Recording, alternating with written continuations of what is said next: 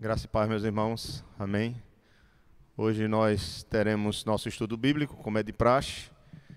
Algumas pessoas já estão vindo à igreja, graças a Deus. Temos o nosso culto presencial na terça, na quinta, no domingo de 9 da manhã e também no domingo à noite às 18 horas. Mas temos nossos irmãos, as pessoas mais idosas e algumas pessoas que fazem parte do grupo de risco, que ficam em suas casas e a gente filma para poder os irmãos e irmãs terem acesso à palavra do Senhor. Hoje é o nosso estudo bíblico, nosso culto em que a gente se dedica mais à exposição da palavra. Portanto, eu convido vocês a orarmos ao Senhor e agradecermos. Vamos ficar de pé e vamos iniciar nosso culto em nome de Jesus. Senhor nosso Deus, nós te louvamos, ó Pai, por essa noite maravilhosa, por estarmos aqui na tua casa. Te louvamos, ó Deus, pela vida de nossos irmãos, te louvamos pela vida, ó Deus, dos irmãos e irmãs que estão em casa e daqueles que vieram para a tua casa, Senhor, e estão aqui para estudar a tua palavra. Abençoa-nos nesta noite, Senhor. Em nome de Jesus, fala ao nosso coração. Que teu Espírito Santo venha, ó Deus, agir em nossas vidas por meio da tua palavra, que seja simples, clara, mas que teu Espírito Santo trate conosco nesta noite. Abençoe nossas vidas, abençoe a nossa família. Perdoa, Senhor, nossos pecados que cometemos hoje em pensamentos, em palavras, em ações. Tem misericórdia, Senhor, de nossas vidas e nos ajude a podermos ser verdadeiramente imitadores do Senhor, discípulos de Cristo, para a glória do Teu nome. Abençoa a Tua igreja e que o Senhor possa despertar a Tua igreja a não ficar aterrorizada com essa situação em que o nosso país e o mundo está passando com essa pandemia. Que o Senhor tenha misericórdia dos irmãos e irmãs que estão doentes e estenda as tuas mãos sobre cada um. Nós te pedimos e te agradecemos em nome de Jesus. Amém. Podeis assentar, meus irmãos e irmãs. Vamos louvar o Senhor. Vamos abrir nosso cantor cristão.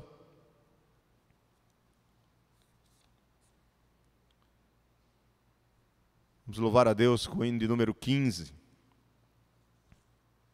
Exultação.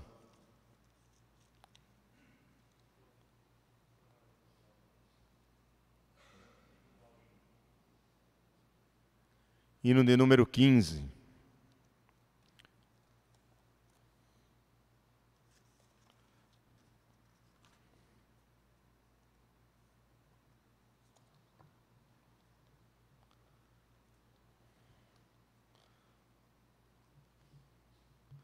Divulgar para os irmãos que estão participando conosco, estão assistindo,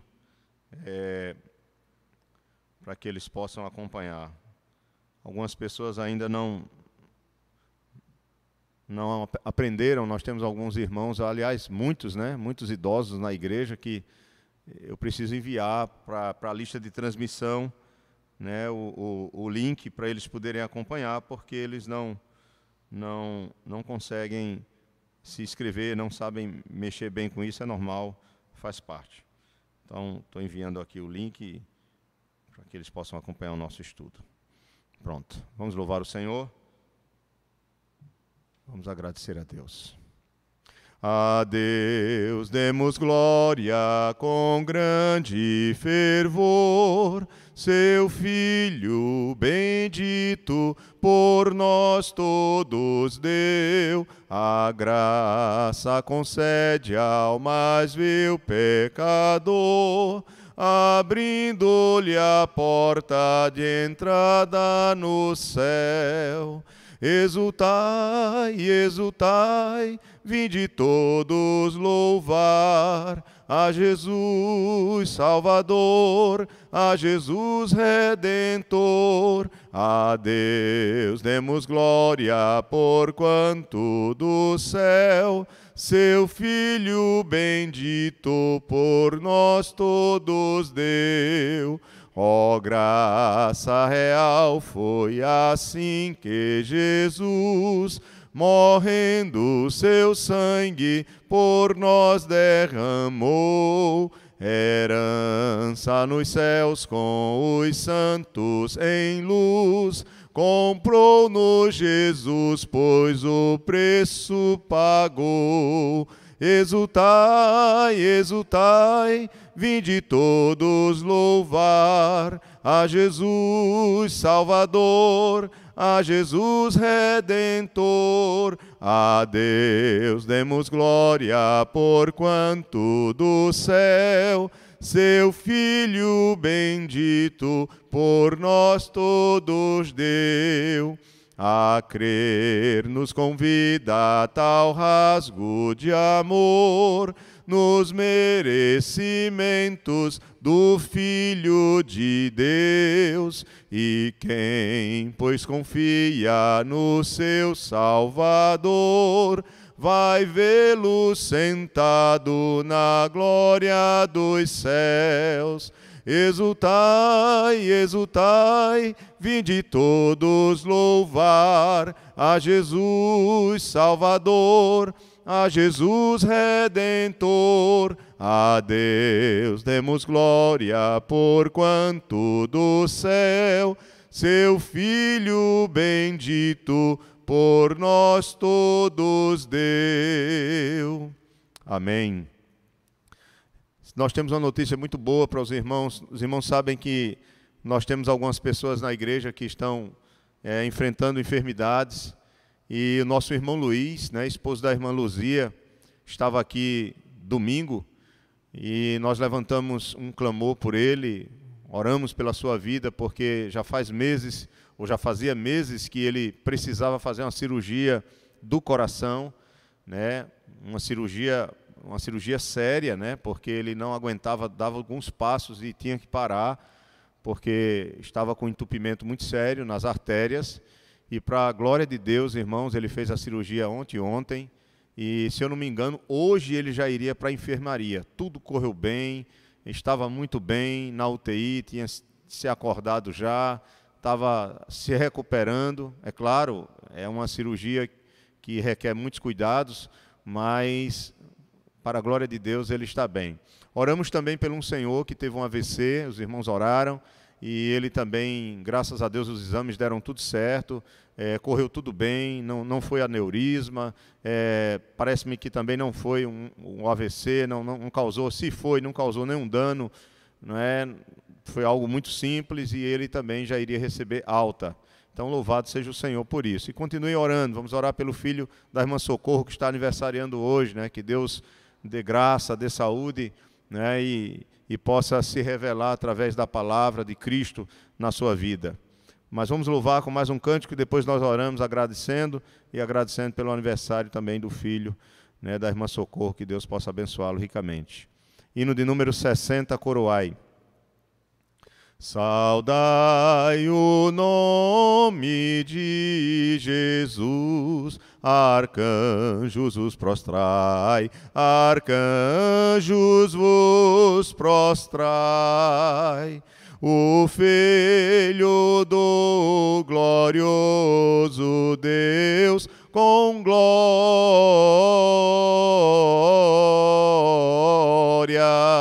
glória, glória, glória, com glória coroai.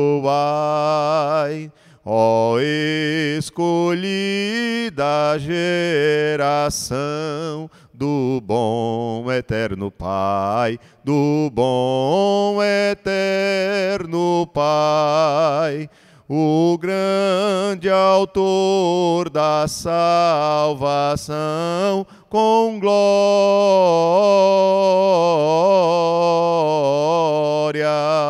glória, glória, glória, com glória coroai. Ó perdoados por Jesus, alegres adorai, alegres adorai. O Deus de paz, o Deus de luz, com glória,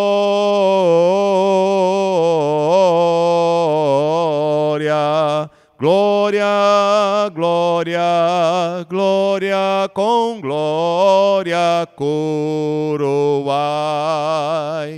Ó raças, tribos e nações, o Rei divino honrai, o Rei divino honrai, a quem quebrou os grilhões com glória.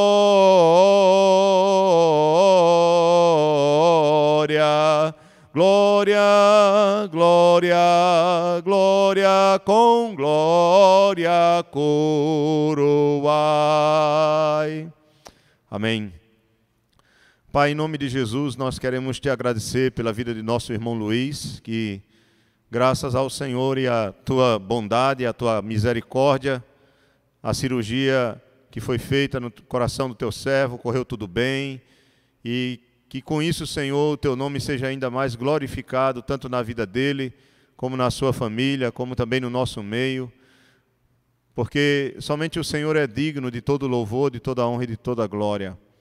Que a sua recuperação seja uma recuperação, ó Pai, perfeita, e que o teu servo em breve possa estar conosco em comunhão novamente, com a sua saúde recuperada, restaurada, em nome de Jesus. Abençoe também a sua esposa, a irmã Luzia, abençoe a sua família. Abençoe, meu Pai, também o filho da irmã Socorro, que está aniversariando hoje. Que as tuas mãos estejam estendidas sobre ele, que a tua palavra alcance o seu coração e que ele possa conhecer Jesus Cristo como seu único Senhor e Salvador, para a tua glória e para a tua honra. Abençoe também, Senhor, as nossas famílias, abençoe a nossa casa, o nosso lar, abençoe nossos filhos, abençoe, ó Pai, nossos familiares e tenha misericórdia daqueles que ainda não te conhecem. Que o Senhor, ó Pai, possa fazer com que tua palavra alcance os seus corações, seja pelas nossas vidas, seja por outras pessoas, mas que o Senhor tenha misericórdia e não permita que nossos familiares venham partir sem ti, venham partir sem verdadeiramente serem nascidos de novo. Tenha misericórdia, Senhor. Nós cremos em ti e na tua palavra. Abençoe nossas vidas, abençoe o estudo da tua palavra nesta noite e que teu nome seja exaltado mais uma vez para a tua glória. Amém. Irmãos, vamos abrir a palavra do Senhor no Evangelho de João. Eu quero dizer muito bem-vindo a todos vocês. Nosso irmão que está nos visitando, se eu me lembrar do nome, é Sidney, é isso mesmo? Seja bem-vindo, Deus abençoe, e a todos os que já são de casa. João, Evangelho, capítulo 18. Como os irmãos sabem, nós estudamos aqui todas as quintas-feiras, todo o Novo Testamento, é claro, começamos com o Novo Testamento, livro por livro, capítulo por capítulo, versículo por versículo. E deixamos que, como é um estudo bíblico, então nós expomos o texto e aplicamos ele de acordo com a possibilidade. Não é semelhante a um sermão como nós fazemos no domingo. Nós estamos estudando a prisão de Cristo, né? Nós vimos que Jesus já foi preso, capítulo 18 de João já vai retratar a prisão do Senhor. O Senhor é levado para ser julgado. O primeiro julgamento é o julgamento religioso, no qual ele vai passar pelo critério ou pelo julgamento de Anás, que não era o sumo sacerdote principal, mas tinha sido. Ele era sogro do sumo sacerdote Caifás. Então Jesus é levado pelos soldados do templo, porque os soldados romanos provavelmente já voltaram para a Fortaleza Antônia, onde ficava muitas vezes o governador. Ali ele tinha era uma residência também do governador, no caso Pôncio Pilatos. Vocês vão ver que o próprio Sinédrio, os principais dos judeus, eles vão levar Jesus depois do julgamento religioso, o falso julgamento que nós vimos aqui, que esse julgamento ele era completamente falho, ele era uma fraude. Nós vamos ver que com a prisão, com o julgamento, depois vai haver, depois da negação de Pedro, o Senhor ele é levado logo pela manhã, assim que raia o dia, no alvorecer, segundo os evangelhos sinóticos. Nós vamos ver, segundo o próprio Marcos, o Evangelho de Marcos, capítulo 15, verso 1, nós vamos ver que eles levam Jesus até o pretório. O pretório provavelmente se refere à Fortaleza Antônia, onde era uma parte que ficava ao noroeste do templo, onde eles estavam. Então era muito perto. E ali eles vão levar agora o caso já decidido para o governador no caso, o procurador daquela região, perante o imperador romano, que era Tibério, na época, Jesus vai ser levado porque eles queriam executar Jesus. E perante a lei romana, os judeus eles poderiam julgar um indivíduo e condená-lo à morte, mas não poderiam executá-lo à morte se os romanos, ou no caso ali, o representante de Roma, o maior representante de Roma, não permitisse. Então era o governo romano que deveria autorizar a execução ou executar um indivíduo julgado pelos judeus, já que os judeus estavam debaixo da autoridade dos romanos, não somente os judeus, mas todo mundo da época. Então nós estudamos já o capítulo 18, do verso 1 até o verso 24. Nós já vimos a prisão do Senhor no Getsêmani, nós vimos o início do julgamento religioso feito por Anás, tá, lá no palácio onde morava Caifás e provavelmente Anás também. Nós vamos ver a primeira negação de Pedro, aliás, nós vimos a primeira negação de Pedro, que vai no verso 15 ao 18. Nós vimos no verso 19 até o 24 que Anás ele não encontrou nada em Cristo, né, nada para poder levá-lo à condenação, à execução, e aí ele envia o Senhor para Caifás. João não vai relatar o que acontece aqui no julgamento de Jesus com detalhes. Isso fica mais para os evangelhos de Mateus, de Marcos e de Lucas. Nós não vamos entrar em todos os detalhes, nós estamos estudando João. Mas João ele já vai começar a falar da segunda e da terceira negação de Pedro, e depois ele já entra para o processo do juízo civil de Jesus, que será por Pôncio Pilatos. Eu falei anteriormente, irmãos, que o julgamento tinha sido uma fraude, o julgamento do Senhor, primeiro porque ninguém poderia ser levado à pena de morte por um julgamento que acontecesse durante a noite. O julgamento deveria ter sido feito pelo Sinédrio, que era um grupo de 71 homens, que lideravam a vida religiosa e civil do povo judeu. Então eles não poderiam julgar durante a noite, e esse julgamento resultar em pena de morte. Então veja que era uma fraude. A segunda coisa é que a prisão de Jesus foi feita, eu expliquei para vocês a semana passada, por meio de suborno. Então outra fraude. Houve suborno para que Jesus Cristo fosse preso. E ele era inocente, nós sabemos disso, não havia culpa nenhuma que o levasse nem sequer a ser preso, quanto mais a ser morto. Mas como nós vamos ver hoje aqui no próprio texto de João, para que se cumprisse a Escritura. No plano eterno de Deus já estava determinado que o Senhor deveria entregar a sua vida por nós. O bom pastor, ele dá a vida pelas suas ovelhas, ele morre pelas suas ovelhas. Terceiro, é que Jesus aqui nesse julgamento, ele é solicitado a se autoincriminar. Vocês vão ver no próprio julgamento do Senhor que ele é solicitado a se autoincriminar. E outra coisa é que eles arrumaram falsas testemunhas contra Cristo. Porque o próprio Jesus, quando respondeu, se vocês sabem muito bem, vejam aí o versículo 19 do capítulo 18, o próprio Jesus disse a eles que tudo que ele falava e ensinava, de maneira alguma tinha sido escondido de alguém. Então, quando Anás interroga Jesus, no verso 19, diz, então o sumo sacerdote, ele ainda é chamado de sumo sacerdote, embora não fosse o sumo sacerdote principal, era Caifás, ele já tinha sido deposto do seu cargo. Então diz, então o sumo sacerdote interrogou a Jesus acerca dos seus discípulos e da sua doutrina. Verso 20, declarou-lhe Jesus, eu tenho falado francamente ao mundo, ensinei continuamente tanto nas sinagogas como no templo, onde todos os judeus se reúnem, e nada disse em oculto. Por que me interrogas?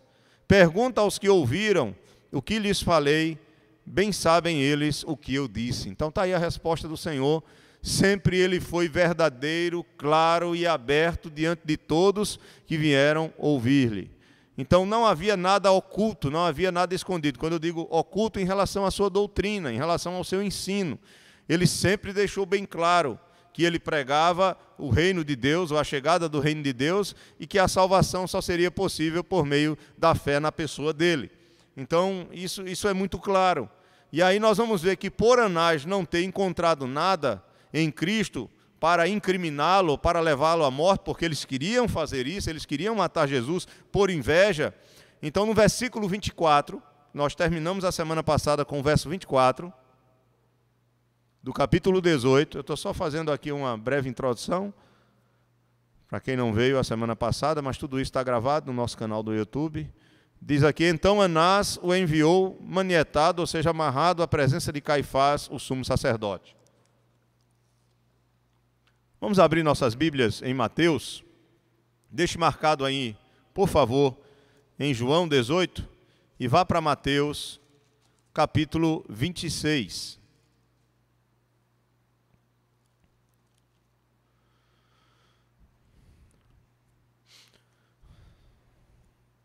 Veja que no verso 24 de João 18 diz, então Anás o enviou manietado à presença de Caifás, o sumo sacerdote. Provavelmente na mesma casa, tá? Só que ele foi para outro salão.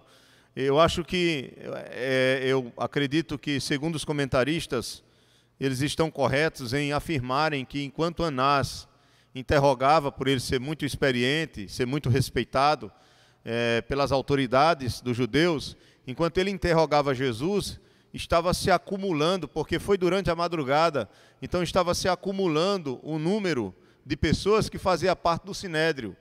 E estavam, evidentemente, se unindo a Caifás e esperando já noutro compartimento dessa grande casa, desse palácio onde eles moravam.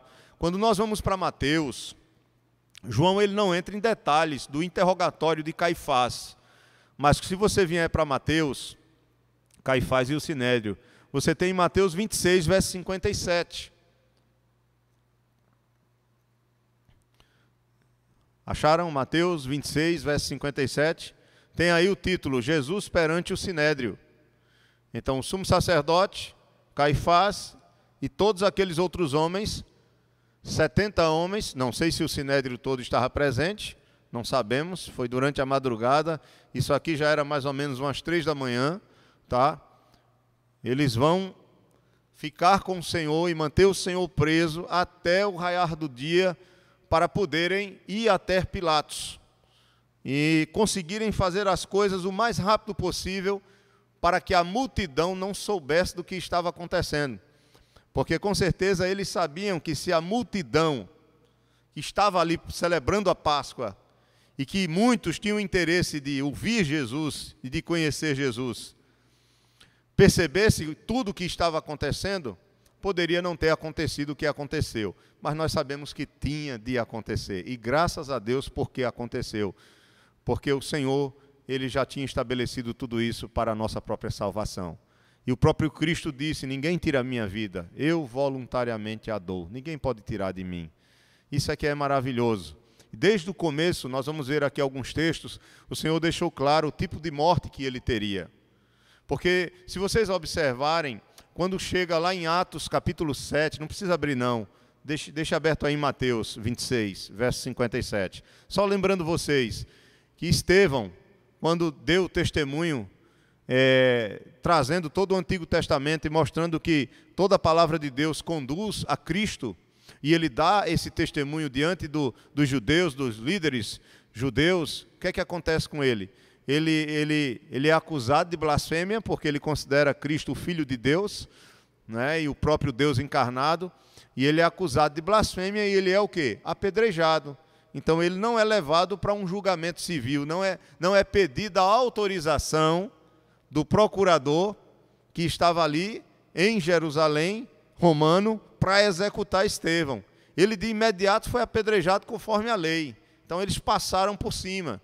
E isso não aconteceu com Cristo. Por quê? Para se cumprir a Escritura do jeito que estava dito. A morte de Cristo deveria ser a pior das mortes. Para que nós pudéssemos enxergar que ele ali estava sendo considerado maldito em nosso lugar. Como Paulo vai dizer em Gálatas 3,13.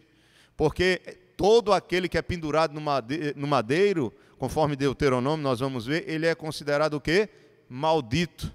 Só que o que Deuteronômio fala, ainda hoje existe isso em alguns países do Oriente, que, por exemplo, um estuprador, se eu vi um caso de um estuprador que ele estuprou uma criança, eu não me lembro qual foi o país, mas foi um país muçulmano, e eles pegaram esse estuprador, levaram ele em praça pública, a família toda estava ali ao redor, a família da criança, a família do estuprador, eu não sei se estava, mas a comunidade da cidade estava tudo naquela praça, os soldados vieram, e veio um executor, um camarada encapuzado, tá? E ele chegou com um fuzil, e ele vai executar, é pena de morte, mas ele executa esse estuprador na frente de todos.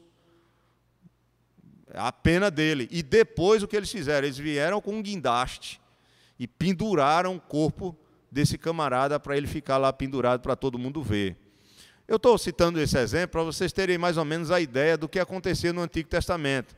Não tinha essa modernidade, mas o que era que eles faziam? Por exemplo, se alguém fosse pego em adultério, ele era apedrejado até a morte, conforme a lei.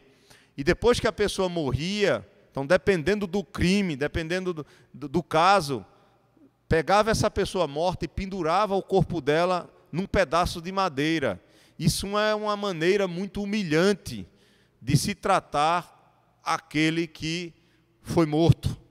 Porque o corpo daquele que morre é considerado também, é respeitado e deve ser honrado pelos que lhe amam e por aqueles que lhe conhecem. Isso é comum, até na nossa cultura é assim, não é verdade?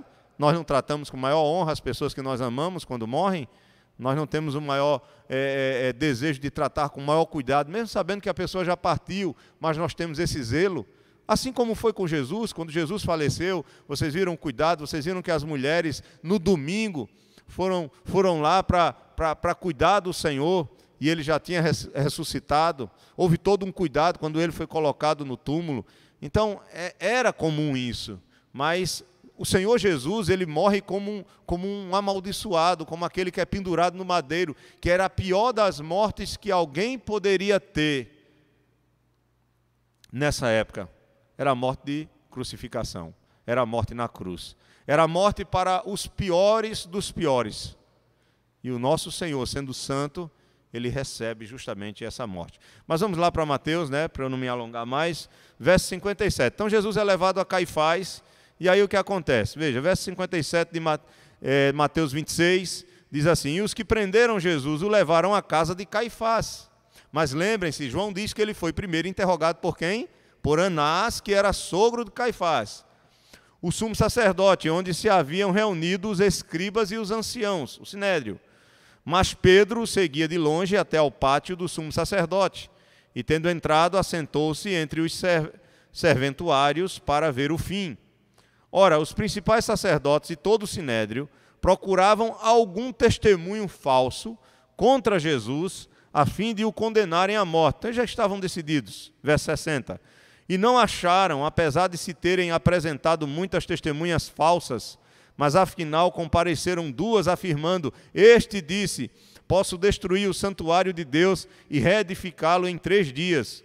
E levantando-se o sumo sacerdote, perguntou a Jesus: nada respondes ao que estes depõem contra ti? Veja a sagacidade desse indivíduo.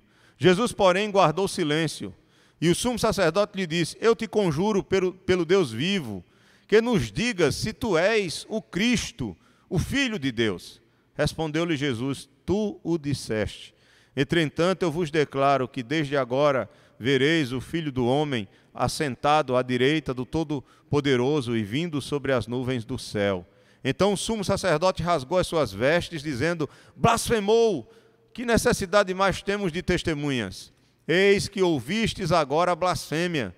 Que vos parece? Responderam eles: é réu de morte. Então uns cuspiram-lhe no rosto e lhe davam murros, e outros o esbofeteavam, dizendo: profetiza-nos, ó Cristo, quem é que te bateu? Então aqui vocês têm mais alguns detalhes. Voltemos lá para João capítulo 18. Vejam que o sofrimento do Senhor, ele é um sofrimento terrível nesse último dia de vida que ele tem antes da sua crucificação. A sua humilhação se dá desde o seu nascimento, desde a sua encarnação, mas ela vai se tornando cada vez mais forte, e o clímax da humilhação do Senhor se dá justamente no fato da ira do Pai, da ira de Deus, cair sobre ele na cruz. É o fato dele receber a ira de Deus em nosso lugar. O próprio Deus matar o seu próprio Filho, derramar sobre ele a ira que é destinada a nós que somos pecadores, porque ele, como o Cordeiro de Deus que tira o pecado do mundo, ele nos substitui. E nos substituindo, então ele recebe sobre ele toda a ira que é contra o nosso pecado. E toda a ira é derramada sobre ele. Isso sim é a maior dor. Por isso que na cruz ele, citando o Salmo 22, ele diz: meu Deus, por que me desamparaste? Então, a dor de Cristo é muito mais profunda do que nós podemos imaginar. Eu sei que há alguns filmes que relatam muito a dor física, que foi enorme, que foi insuportável, mas a dor na sua alma, ou melhor, o que ele sentiu da ira de Deus contra o pecado, nos substituindo, é algo que nós não temos jamais ou nem teremos noção de saber. Só vão saber aqueles que serão condenados. Os que serão condenados à eternidade vão saber o que é a ira de Deus eterna. E Jesus, ele sentiu a ira de Deus eterna, pelo menos em qualidade, não em quantidade no sentido de tempo, mas em qualidade, ali na cruz. Ele morreu a morte no seu sentido mais pleno em nosso favor. Mas vamos para o nosso texto. Então, verso 25. Só vou até o verso 32 hoje. De João 18. Aí João vai resumir as duas últimas negações de Pedro aqui nesses 3 versículos. Enquanto os outros evangelhos são mais extensos, João ele é mais curto. Ele não dá muita ênfase, até mesmo eu acredito que alguns comentaristas dizem porque João era muito próximo de Pedro. E não somente isso, não é que ele queria proteger Pedro, mas ele não quis entrar em muitos detalhes. Tanto que quando você vai ler João e vai ler os outros evangelhos, você vê que os outros evangelhos eles narram de maneira mais extensa as 3 negações de Pedro. Enquanto que João ele condensa. Ele fala da primeira negação, aqui no capítulo 18, do verso 15 ao 18. Depois, ele já, do verso 25 ao 27, ele já coloca as 2 últimas. E pronto. Então, veja, verso 25 diz: lá estava Simão Pedro aquentando-se. Veja, permanece Pedro no pátio. Vocês lembram que eu falei a semana passada, que João era amigo, era conhecido do sumo sacerdote, dos criados, das criadas do sumo sacerdote. Não sabemos porquê. Há vários comentários que tentam explicar o porquê João era conhecido dessa família, que era uma família tão rica, dos sumos sacerdotes. Alguns acham que a família de João servia peixes a eles, vendia peixes para eles, já que eram pescadores bem conhecidos. Alguns acham até que poderia haver algum laço, alguma relação familiar. Não sabemos, o texto não fala. Mas João era conhecido. E João, embora todos os discípulos fujam quando Jesus é preso, e ele mesmo pede para deixar os seus discípulos e levarem apenas ele, já que eles queriam somente ele. Então, João e Pedro, ele não diz que é ele, mas ele diz o discípulo amado, né? Que é ele mesmo, ele é humilde, ele não cita seu nome, mas ele entra na casa do sumo sacerdote, que tinha um jardim, um pátio muito grande, e a casa era muito grande. Por quê? Porque ele quer ver o que vai acontecer com o seu Senhor. E Pedro também. Pedro amava Jesus também. Todos eles amavam o Senhor. Queria também estar perto, queria ver o que iria acontecer com o seu mestre. Vocês lembrem que Pedro disse que daria a própria vida pelo Senhor. Lá no capítulo 13 de João, o próprio Jesus disse: tu darás a tua vida por mim, tu vais me negar 3 vezes. Mas naquele momento que Pedro falou, ele falou de coração. Eu até me lembro, quando eu estava dando esse estudo, eu disse, às vezes, nós queremos realmente fazer aquilo que nós pensamos em fazer em favor de Cristo, em favor do nosso Senhor, mas quando vem a tentação, quando vem a dificuldade, nós não conseguimos. Por isso que Jesus, no Getsêmani, quando estava orando, ele chegou para os seus discípulos e disse: vigiai e orai para não cairdes em tentação, porque o espírito está pronto, mas a carne é fraca. Vocês sabem disso, que nós às vezes acabamos de sair de uma oração, de um estudo bíblico, e acontece alguma coisa aí fora, e a gente acaba perdendo a cabeça, falando alguma coisa, pensando alguma coisa, e pecando. Então não foi diferente com Pedro. Nós não podemos chegar para Pedro e condenar Pedro. Ele é totalmente diferente de Judas, ele era verdadeiramente um salvo.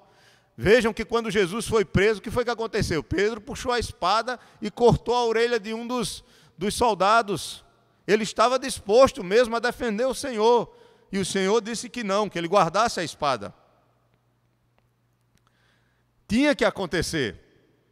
Jesus tinha que morrer por nós. E tinha chegado o momento. Então, Pedro não era conhecido. João faz Pedro entrar. Pedro não esperava, né? Talvez Pedro nem tivesse dado atenção ao que o Senhor Jesus tinha falado para ele. Isso é interessante, viu, irmãos? Nós somos crentes, mas muitas vezes nós não prestamos atenção ao que o Senhor fala para nós. Fala ao nosso coração por meio da sua palavra. Parece não, né? Nós sabemos que o diabo, não sei como, ele é como um pássaro que quando a palavra cai, é como uma semente no caminho, ele vem e come essa semente, ou retira essa semente. Parece que passa por um ouvido e sai pelo outro, não desce para o nosso coração. Quantas vezes nós ouvimos e estudamos a palavra de Deus, eu falo de mim mesmo, não estou falando de vocês, de mim mesmo. Quantas vezes nós estamos estudando, lendo, sendo ensinado por Deus pela sua palavra, mas de repente a gente resvala o pé, a gente tropeça, a gente cai, porque parece que nós não sabíamos, que não nos lembrávamos do que a palavra tinha nos falado. E Pedro estava aqui, entrou, uma criada logo olhou para ele, e assim que ele entra, João pede para ele entrar, porque ele não tinha autorização de entrar. João entra, porque era conhecido, aí vai pedir lá, ajeitar para Pedro entrar. Quando Pedro entra, aí a criada diz: ei, rapaz, você não és tu também um dos discípulos deste homem? Verso 17. Aí Pedro nega, dizendo: não sou, respondendo ele. Primeira negação. Marcos tem algo interessante. Marcos vai dizer, isso não é importante, viu, gente? Pelo amor de Deus, isso não é importante. Mas Marcos vai dizer que depois dessa primeira negação, o galo canta. O galo canta uma vez. Marcos vai trazer esse detalhe. Há uma contradição? Não, não há contradição. O mais importante é o que Jesus disse, que Pedro vai negá-lo 3 vezes antes que o galo cante. Mas cante como? Cante de tal maneira que Pedro escute e entenda e relembre do que ele, o próprio Cristo, falou para ele. E venha se arrepender no seu coração. Vocês vão ver que acontece outra coisa também. Quando nós estivermos lendo Lucas, é que quando Pedro nega Jesus pela 3ª vez, é mesmo na hora que Jesus está sendo levado. Está sendo levado para Pilatos. E Jesus vai olhar nos olhos de quem? De Pedro. A gente vai ver isso aqui, vamos lá. Verso 25. Então, Pedro estava lá, verso 18, perdão, antes ainda, verso 18. Ora, os servos e os guardas estavam ali, tendo acendido um braseiro, não era coberto, era no pátio, por causa do frio, e aquentavam-se. Pedro estava no meio deles, aquentando-se também. Não estava ali observando, eu acho que dava para observar do pátio o que estava acontecendo com Jesus. Pelo menos eles estavam vendo Jesus em pé, preso, amarrado, e ali aqueles homens importantes questionando o Senhor. E o Senhor humildemente, em silêncio, ali foi até esbofeteado e até questionou porque, se ele fez alguma coisa mal, que ele diga porque o esbofeteou. Mas nós estamos vendo aqui que Pedro está ali, de longe, olhando. João não fala dele, parece que João está mais próximo, está acompanhando mais de perto, pelo fato de João ter esse conhecimento. Aí verso 25, lá estava Simão Pedro aquecendo-se, então mantém-se no mesmo lugar. Perguntaram-lhe, pois, és tu porventura um dos discípulos dele? Ele negou e disse, não sou. Então, essa é a segunda negação de Pedro. Veja, a primeira criada, provavelmente a criada deve ter comentado com outras pessoas. Isso era pouca gente que estava ali.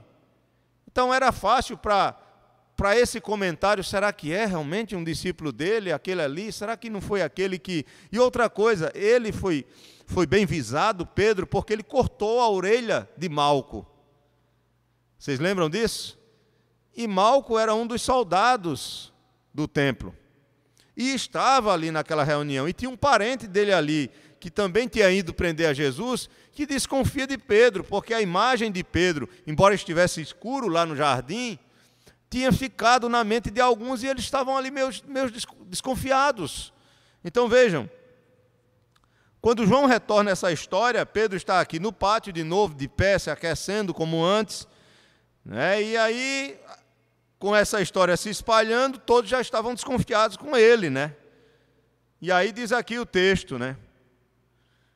Porventura, és tu, porventura, um dos discípulos dele? Ele negou e disse, não sou. Aí nos evangelhos, nós não vamos abrir, porque aí vai ficar muito extenso o nosso estudo. Mas isso vocês vão ver em Mateus 26, 73, em Marcos 14, verso 70, parte B. Mas vamos para o verso 26. Um dos servos do sumo sacerdote, veja, um dos servos do sumo sacerdote, parente daquele a quem Pedro tinha decepado a orelha. Estão percebendo? A notícia tinha se espalhado, estava ali um parente do soldado que Pedro tinha decepado a orelha e Jesus tinha curado. Depois que o burburinho começou, ficou observando, e aí diz o texto, não te vi eu, então ele estava no jardim também, não te vi eu no jardim com ele, ou seja, com Jesus, chegou para Pedro. De novo Pedro o negou e no mesmo instante cantou o galo. Agora, eu gostaria que vocês abrissem, irmãos, o texto de Lucas, deixe marcado aí, vamos para Lucas capítulo 22. Lucas capítulo 22, verso 61.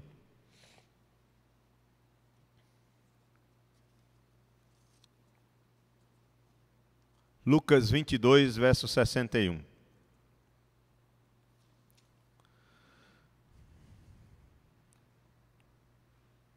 Vamos a partir do 60, que é a terceira negação dele. Lucas é mais detalhista. Aí Lucas, no verso 60 do capítulo 22, diz assim, mas Pedro insistia, homem, não compreendo o que dizes, e logo estando ele ainda a falar, cantou o galo. Veja o verso 61.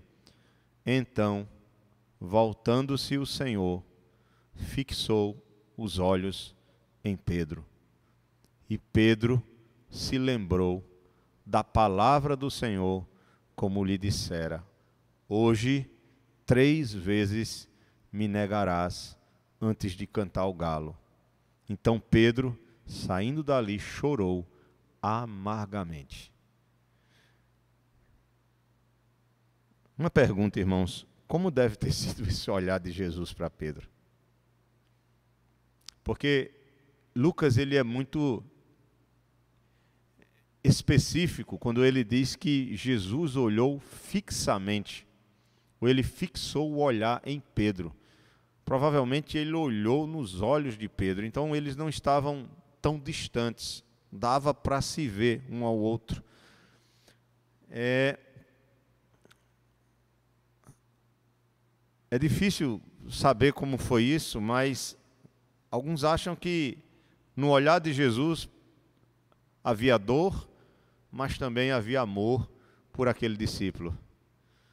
Jesus amava Pedro. Pedro era um filho de Deus, era um salvo. Assim como Jesus nos ama. Quando nós pecamos, nós não devemos fugir da presença de Cristo. Nós devemos fazer como Pedro, né? Nos arrependermos, chorar amargamente, mas nos voltarmos para o Senhor, jamais fugir dele. Porque Ele é a única saída que nós temos. É Ele quem nos traz o perdão. Ele morreu justamente por isso, para nos perdoar pelos pecados, pelos nossos pecados. E é nos nossos pecados que nós temos que buscar ainda mais o Senhor. John Piper ele diz que o que nos afasta de Cristo é a nossa justiça, ou a nossa autojustiça. Quando achamos que somos santos demais, ou bons demais, ou perfeitos demais, ou corretos demais, ou crentes demais. Isso sim nos afasta de Cristo. Mas quanto mais conhecemos a Cristo, mais percebemos a nossa pequenez, mais percebemos a nossa, o quão nós somos pecadores e o quanto a graça de Deus tem sido superabundante em nossas vidas. E corremos para quem? Para Cristo. Abrimos o nosso coração, ou rasgamos o nosso coração com gratidão a quem? A Cristo. Porque quem somos nós? O que é que nós temos que não tenha sido Ele que tenha nos dado? Se temos ou fazemos alguma coisa, eu não estou falando de coisas materiais, estou falando de dons, de capacidade, de inteligência, de ser usado na obra de Deus, no que você quiser. E envolva também questões materiais, que tem menos importância, ou não tem nenhuma importância, mas até isso também Ele nos dá, porque o pão de cada dia é Ele também que nos dá. Então, o que é que nós temos que não tenha sido dado por Deus?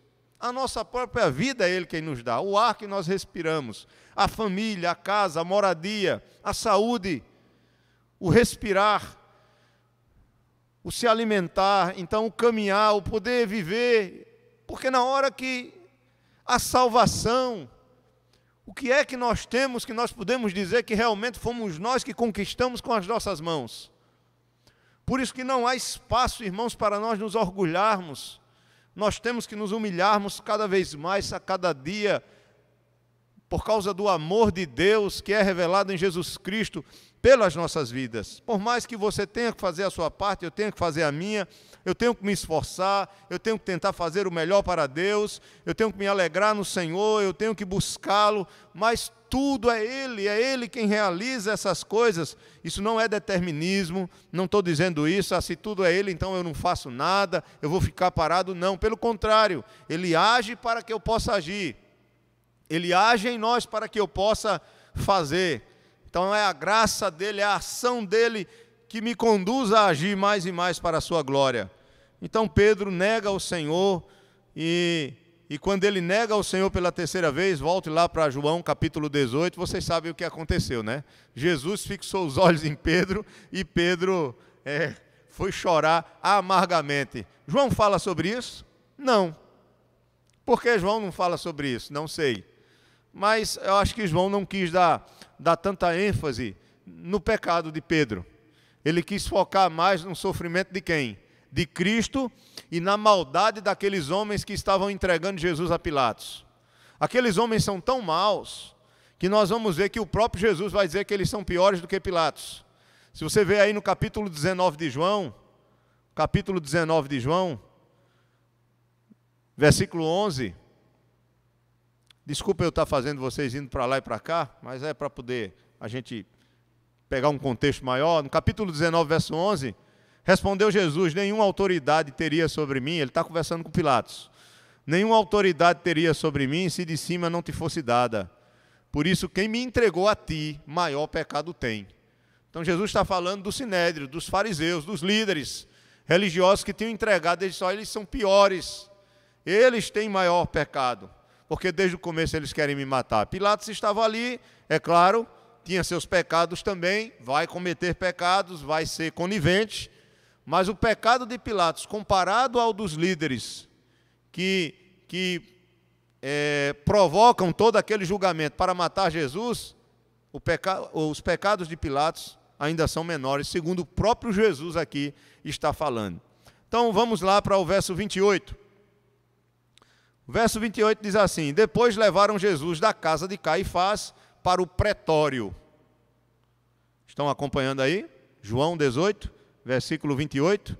Então vocês estão entendendo, é bom a gente estudar a Bíblia, porque quando a gente lê, e se a gente não ler com cuidado, e não estudar com cautela, a gente passa despercebido. Então, primeiro, Jesus foi preso aonde? Vocês lembram? No Getsêmani, no jardim. Do jardim, os soldados levaram Jesus para onde? Para a casa de Caifás. Aqui em João vai dizer de Anás, mas Anás e Caifás provavelmente moravam na mesma casa, era uma casa muito grande. Tá? Da casa de Caifás ele vai passar a madrugada toda ali, sendo humilhado, sendo esbofeteado, sendo cuspido, perguntando, aí os soldados vão bater nele, vão perguntar: vai, profetiza se tu és o Cristo, quem te bateu? então vão zombar dele. Essa zombaria é a primeira que acontece. Depois ainda vai acontecer coisa pior lá com os soldados romanos. Que os soldados romanos estavam onde? Eles voltaram para onde? Para o pretório. Lembrem-se, os soldados do templo eram judeus. Os soldados romanos ficavam um destacamento lá na Fortaleza Antônia. Servindo a quem? Servindo ao governador, servindo a Pilatos. Então os soldados romanos, eles estavam acima ainda desses soldados do templo, que serviam ali ao Sinédrio. Vocês estão entendendo, não é? Quando foram prender Jesus, o Sinédrio pediu um destacamento lá de soldados romanos para prender Jesus. Nem precisava. Jesus simplesmente se entregou. Vocês, a quem buscais? Eles disseram, a Jesus o Nazareno. Sou eu. Caiu todo mundo. Vocês conhecem a história, vocês estudaram comigo. Mas ele mesmo disse, sou eu. A quem buscais? A Jesus o Nazareno. Eles disseram, estou aqui. Apenas deixe estes aqui e me levem. Então, depois que deixam na casa de Caifás, os soldados romanos voltam para o pretório e ficam ali os soldados do templo. Então, o que é que acontece? Jesus passa a madrugada toda, você imagine aí, sendo humilhado, sendo esbofeteado, sendo cuspido no rosto, e como ovelha muda perante os seus tosqueadores, ele não se defendia. Sendo o Senhor, sendo o Rei, sendo santo. E aí o que foi que eles fizeram? Assim que raiou o dia, dê um pulinho aí em Marcos capítulo 15. Deixe marcado sempre em João 18, tá? Vá para Marcos capítulo 15.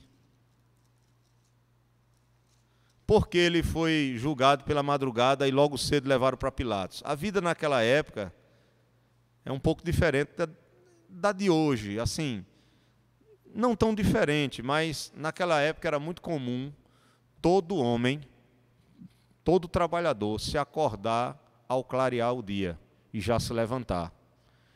Então, é comum. Eu sei que em alguns países, em algumas culturas, ainda é comum. Na nossa, acontece isso, mas quando a gente já vai ficando velho, né? Os jovens ainda gostam de dormir um pouco, quando não é época de escola, mas nessa época era muito comum. Vocês vão ver que quando raia o dia, eles já vão levar para... Quem tem coragem aqui de assim que amanhecer o dia ir na casa do prefeito, um exemplo, ou do governador? Quem é que tem coragem de fazer isso? Mas aqui vocês vão ver, assim que raia o dia, já vão levar Jesus para onde? Para onde está Pilatos. Por quê? Porque Pilatos já estava acordado, como qualquer outro trabalhador se acordava ao raiar do dia. Já estava pronto para começar o dia ali. Então vejam em Marcos 15. Marcos capítulo 15, versículo 1. Logo pela manhã, ou ao alvorecer, entraram em conselho os principais sacerdotes com os anciãos e os escribas e todo o sinédrio, e amarrando Jesus, levaram-no e o entregaram a quem? A Pilatos. Volto para João 18, logo ao amanhecer. 5h30, 6 horas da manhã, não sei. Por aí. O que é que acontece? Versículo 28 de João 18. Depois levaram Jesus da casa de Caifás para o pretório, ou seja, para onde Pilatos estava, Fortaleza Antônia. Se você tem sua Bíblia, e sua Bíblia for antiga, as novas eu não sei se vem ainda. Ela vem com uns mapazinhos atrás, uns mapas pequenos, como diz o nordestino, uns mapazinhos, né? Pequenininhos aqui atrás, e muitas vezes elas vêm com a figura do templo de Herodes. A minha mesmo não tem. Algumas Bíblias de estudo traz. Aí ele traz a figura do templo na época de Jesus.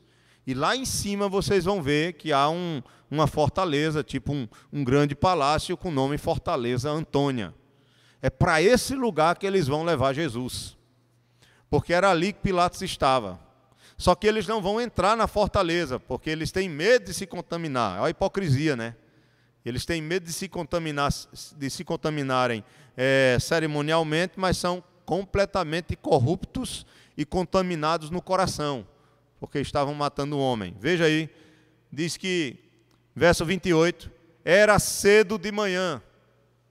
Eles não entraram no pretório para não se contaminarem, mas poderem comer a Páscoa. Mas espera aí, vai surgir uma pergunta aqui. A Páscoa devia ter sido comida quando?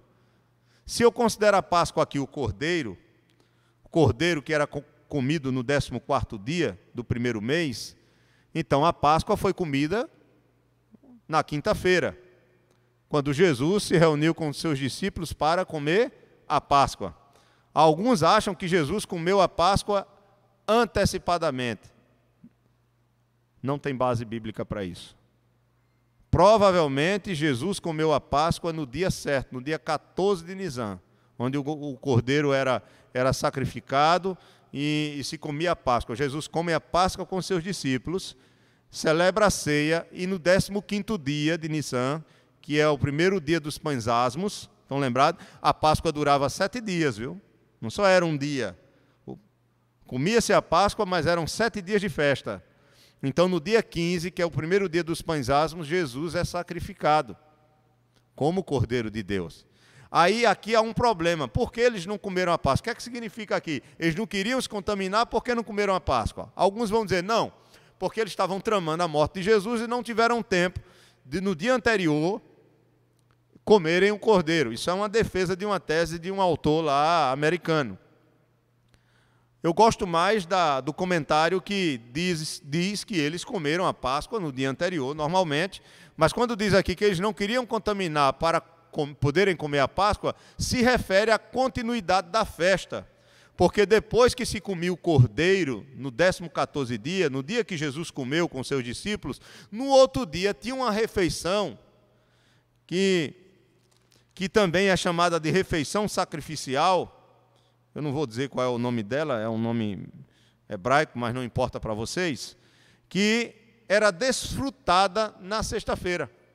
Ou seja, depois de que o cordeiro era comido, no 14º dia, no 15º dia eles comiam uma refeição e a festa durava sem pães asmos durante 7 dias, com celebrações e louvores a Deus pelo grande livramento que Deus tinha dado ao seu povo do cativeiro o quê? Egípcio.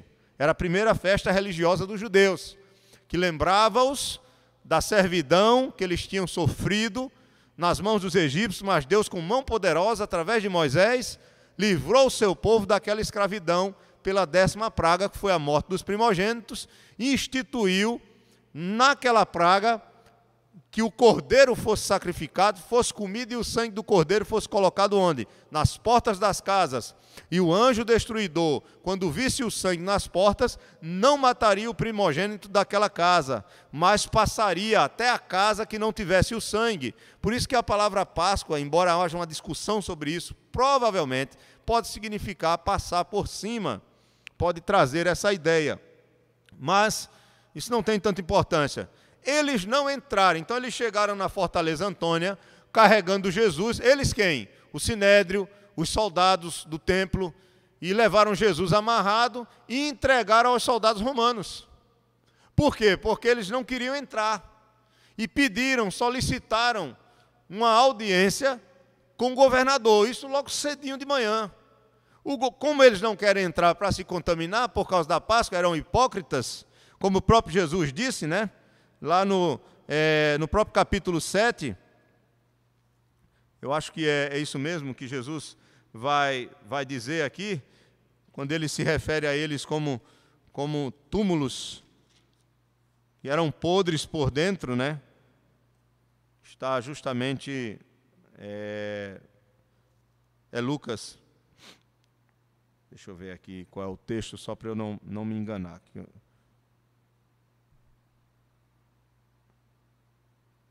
Isso, Lucas 11:39, não precisa você abrir, mas Lucas é bem claro, no capítulo 11, verso 39, diz assim, Jesus diz, o Senhor, porém, lhe disse, vós, fariseus, limpais o exterior do copo e do prato, mas o vosso interior está cheio de rapina e de perversidade.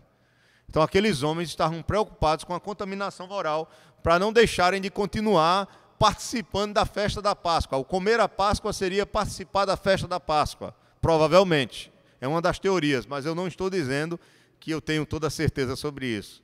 Há muito debate sobre isso, tá? Mas não há nenhuma contradição com os sinóticos aqui, com os outros evangelhos.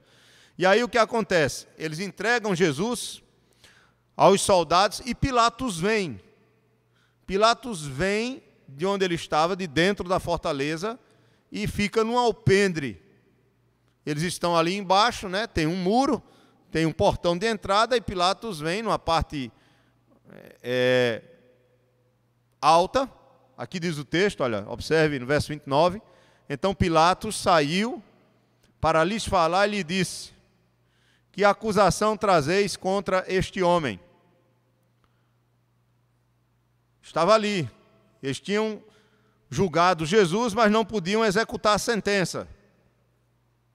Entregam Jesus ali no portão, para não se contaminar, são hipócritas.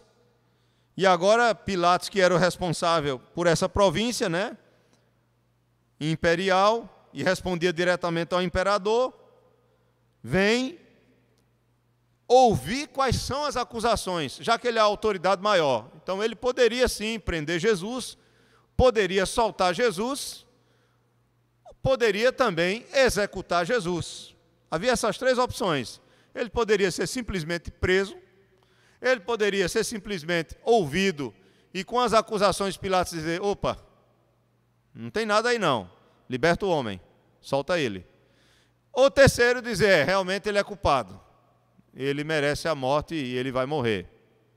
E aí vocês vão ver, irmãos, que como há injustiça no julgamento de Jesus. Mas era para que se cumprisse, como o texto aqui vai dizer.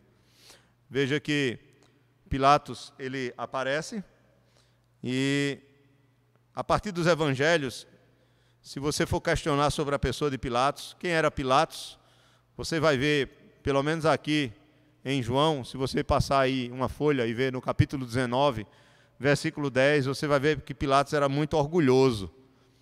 Capítulo 19 de João, verso 10, diz: então Pilatos o advertiu: não me respondes, não sabes que tenho autoridade para te soltar e autoridade para te crucificar? Veja que Pilatos era um homem orgulhoso também na posição que ele estava, né? Cheio de poder. Então, ele era um homem orgulhoso. Se você quiser conhecer um pouquinho mais de Pilatos, você vai ver que ele é cruel, ele era cruel. No capítulo 13 de Lucas, deixe marcado aí, mas no capítulo 13 de Lucas, no versículo 1, diz: naquela mesma ocasião, chegando alguns, falavam a Jesus a respeito dos galileus, cujo sangue Pilatos misturara com os sacrifícios que os mesmos realizavam. Estão entendendo? Pilatos era cruel, ele já tinha matado vários judeus, ele odiava os judeus. Ele era romano, e ele odiava os judeus. Então ele era orgulhoso, ele era cruel, ele era supersticioso. Vocês lembram do acontecimento que quando Jesus aparece para ele, na noite anterior, a mulher de Pilatos tem um sonho conturbado com Jesus Cristo? Estão lembrados disso? E ela chega para Pilatos para conversar com ele e lhe contar isso. Isso está, abra sua Bíblia só para ajudar a gente a conhecer um pouco mais. Primeiro verso 8 aí. Aliás, vá para Mateus capítulo 27. Mateus capítulo 27, versículo 19. Já estou caminhando para o final, pelo menos de hoje. Mateus 27, versículo 19.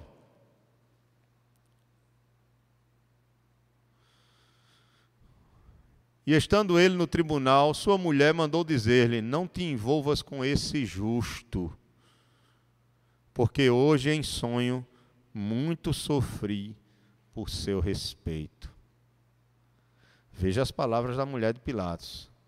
Os romanos, eles eram supersticiosos. Os romanos, eles adoravam muitos deuses, embora fossem céticos, principalmente aqueles que tinham poder.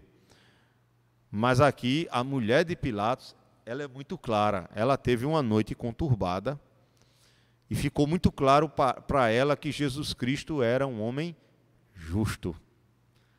E ela claramente avisa Pilatos, dizendo: não te envolvas, não se meta nesse negócio.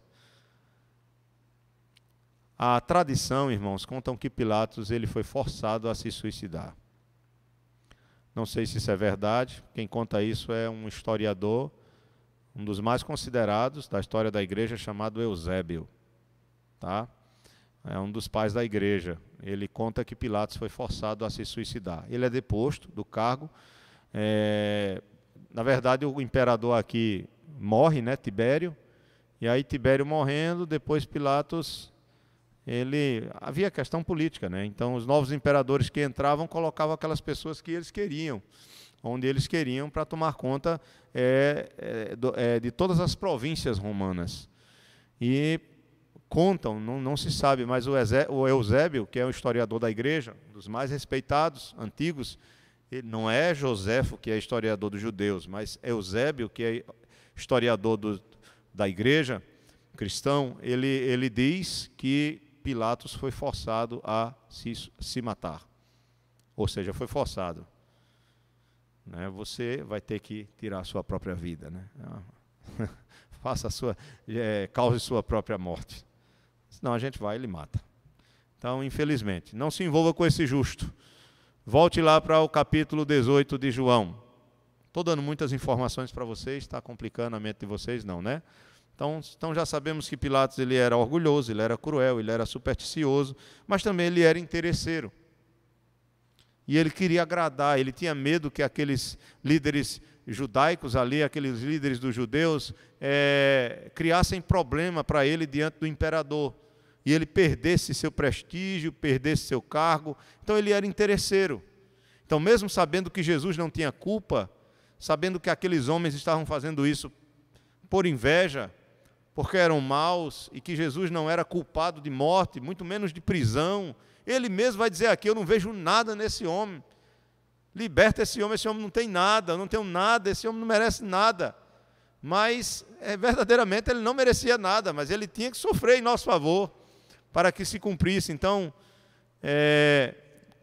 quando Pilatos recebeu e pediu para eles levantarem as acusações, que era isso que tinha que acontecer, eu anotei aqui para vocês que eles vão levantar algumas acusações em relação a Jesus. Aliás, isso eu vou trabalhar na próxima semana, para ficar mais fácil, tá? Mas uma das acusações era que Jesus era uma pessoa que se considerava rei dos judeus, e como rei dos judeus, essa era uma das acusações deles. Ele com certeza iria se levantar contra o império de quem? Contra o império romano. Então ele era uma pessoa perigosa, que iria levantar os judeus contra os romanos. Era um perigo para Roma. Essa será a acusação. Só que quando Pilatos chama Jesus para dentro, para fazer seu interrogatório diretamente com Cristo, ele vai ver que Cristo não tinha nada disso. E nós vamos ver isso na próxima semana mais claramente. Mas vamos logo para o verso 31. Quando eles chegaram para Pilatos, aí Pilatos perguntou, que acusação trazeis contra este homem? Responderam, se este não fosse malfeitor, não te entregaríamos. Olha o tom deles. Eles não deram ouvidos à pergunta de Pilatos. Eles já estavam decididos. E disseram, se não fosse malfeitor, você falar assim com o governador? Então, eles já estavam querendo dizer aqui para Pilatos, olha, o que a gente quer é isso. Você vai ter que fazer o que a gente quer. Essa é a história, essa é a verdade. Aí no verso 31, como Pilatos não gostava dos judeus, replicou-lhes, pois Pilatos, tomai-o vós outros e julgai-o segundo a vossa lei. Julgue ele então.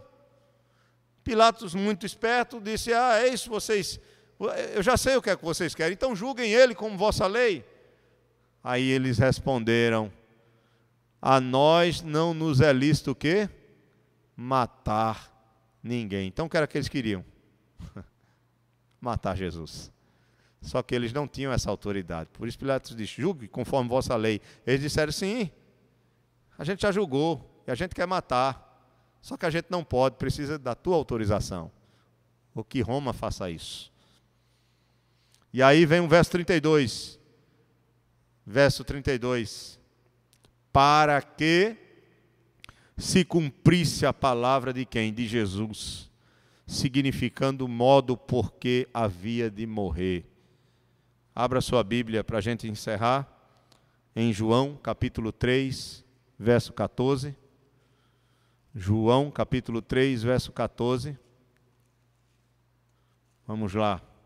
João 3, verso 14, Jesus conversando com Nicodemos, disse que Nicodemos tinha que nascer de novo, e que esse nascimento vem do alto, e que era através da fé no Filho de Deus, na obra do Filho de Deus. E no verso 14 ele diz: do modo porque Moisés levantou a serpente no deserto, assim importa que o Filho do Homem seja levantado, para que todo que nele crê tenha a vida eterna. Ele cita lá o caso de Números, né? Capítulo 21, quando as pessoas estavam sendo, por causa dos seus pecados, os judeus tinham pecado, tinham blasfemado contra Deus, tinham murmurado contra Deus, e aí começaram a ser picados por serpentes venenosas e a morrerem.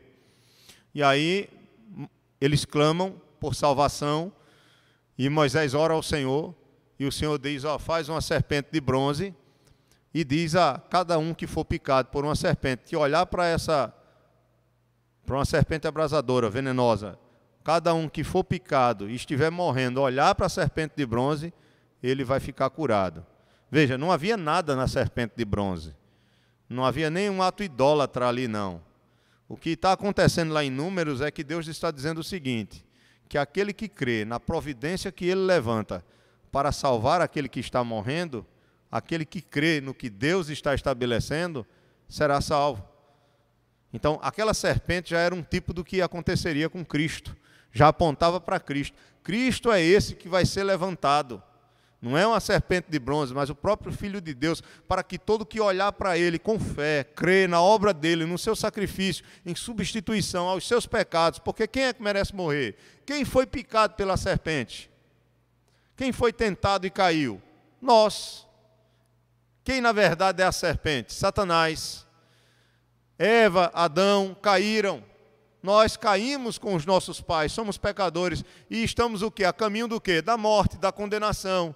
O único meio de salvação é olhando para quem? O olhar aqui é o olhar da fé, é o olhar crendo para Cristo, que vai ser levantado, que vai ser crucificado em nosso lugar. Veja o texto, aí em João, capítulo 12. Capítulo 12, verso 32. Capítulo 12 de João, versículo 32.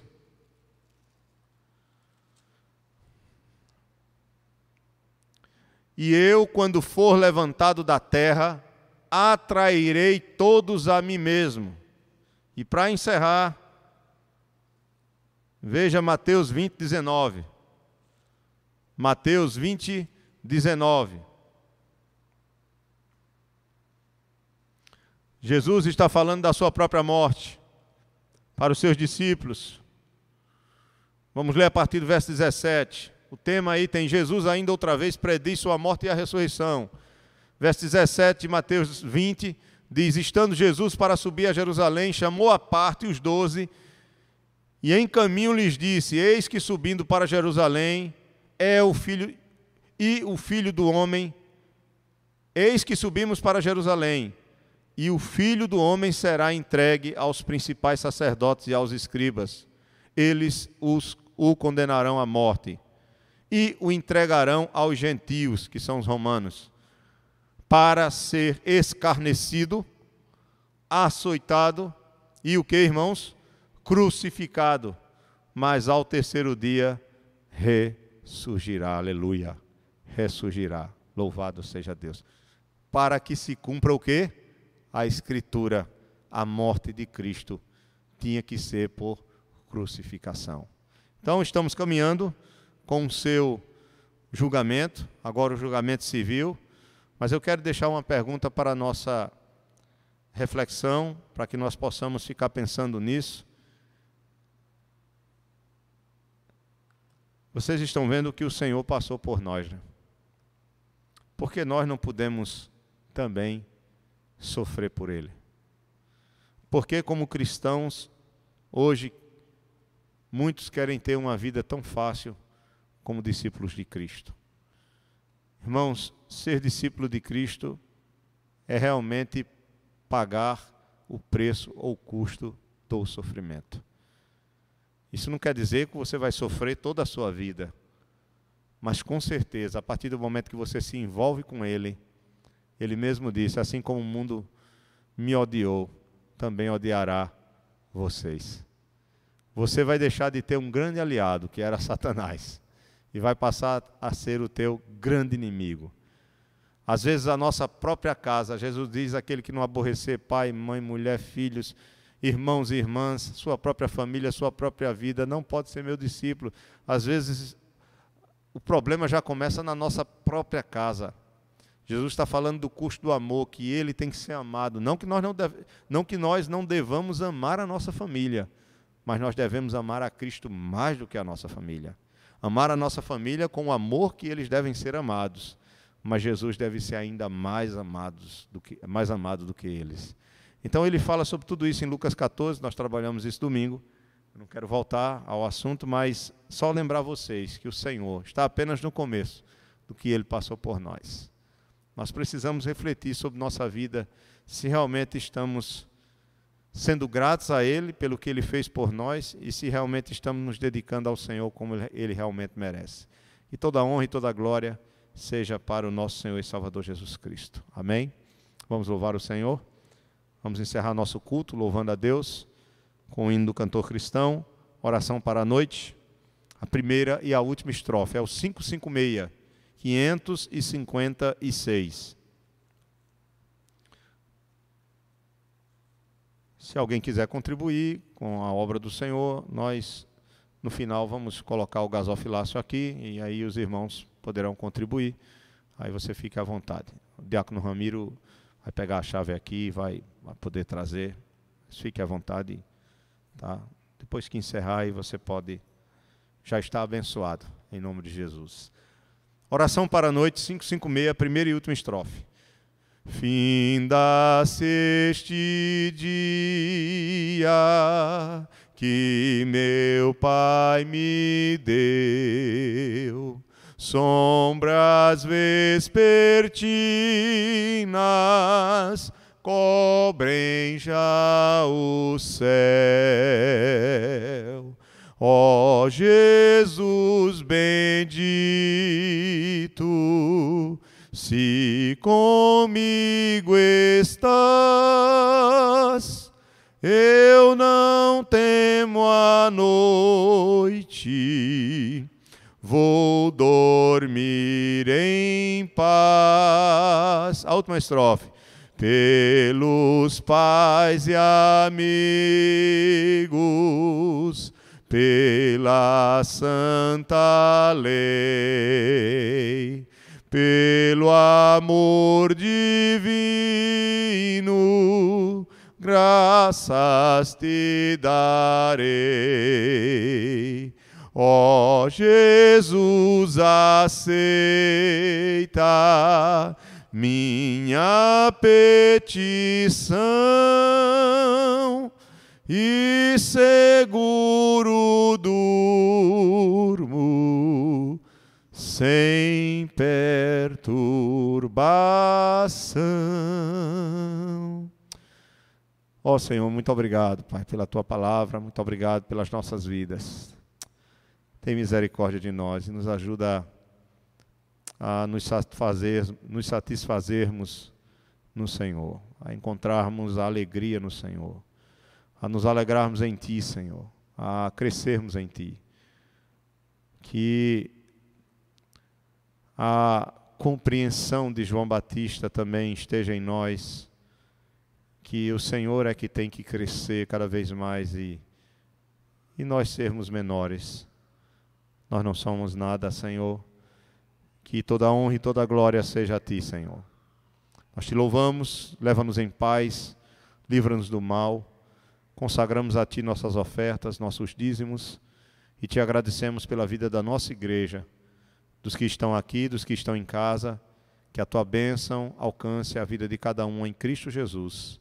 Amém. Deus abençoe, meus irmãos, e até domingo, 9 da manhã, estaremos aqui, em nome de Jesus, se Deus quiser.